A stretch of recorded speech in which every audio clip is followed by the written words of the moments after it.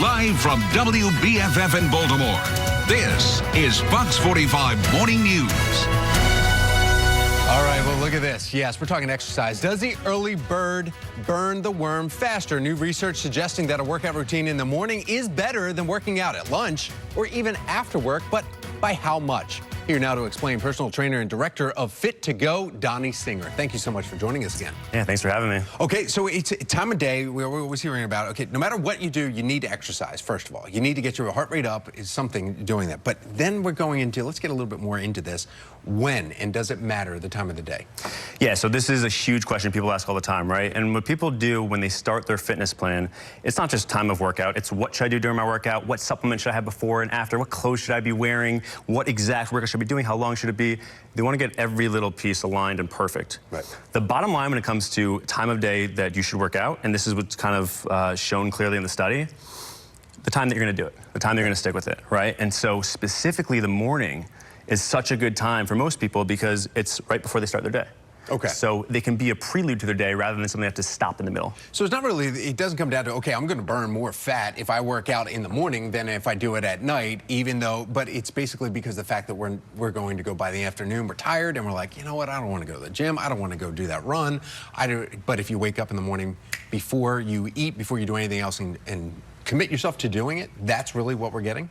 You just nailed it. So that's exactly the most important point is that don't switch to a morning because you think, oh, I'm going to burn more fat or it'll be more effective for some metabolic reason. Do it if you find they're more consistent with it. Okay.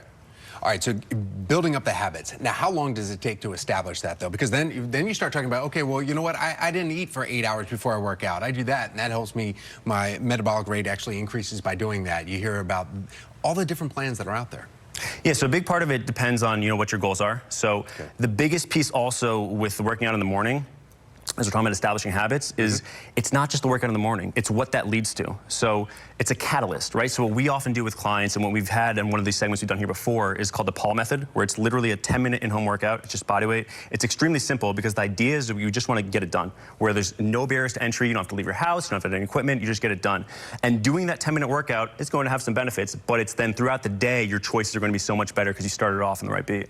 So you already started off, you knew it, and you're like, all right, back in your mind, you're like, I'm not going to ruin this by now indulging in that junk food that's sitting in front of me. I want to commit a little bit more to this, and because you started out, and that's kind of the mindset that you said, the tone, I guess? 100%. And like, it's cool sometimes when people think like, okay, I know that in theory, but I'm going to be fine either way. Right. Then when they actually try it out and see how much of a drastic difference it makes starting their day like that. So when you go to visit clients, it really doesn't matter the time of the day that you're there, as long as you're there on the precise time every time, and they're actually showing up, and you're doing the workout with them. Yeah, 100%. Okay. Again, you nailed it. Like what we do for our sessions, they'll be at different times. Like it might be at 6 p.m., might be at 7 p.m., might be at 12 p.m.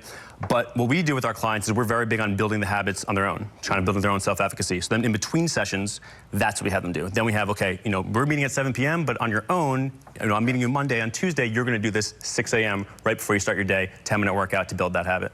You've been talking about commitments and workouts here on Fox 45 for some time now. In fact, your very first time with us, what was that, a few years ago? You started saying, okay, 2017, yeah. 2017. So a couple of years ago, you started doing it, and you came in. You had a workout plan too. That 10-minute workout plan you were explaining. Yeah. So the Paul method is really simple. It's called Paul. It stands for P is plyometric cardio, A is abs, U is upper body, and L is lower body. So it's just one of each of those. So for example, jumping jacks, plank, push-ups, squats. Just doing 30 seconds of each, running through, and it's a total of 10 minutes, extremely simple. And we have a link up, I think, that people can get that. Yeah, fit2gopt.com/B-Paul. Right there. There it is. There it is. B Paul. Okay, thank you so much, Dani. We appreciate it. Absolutely.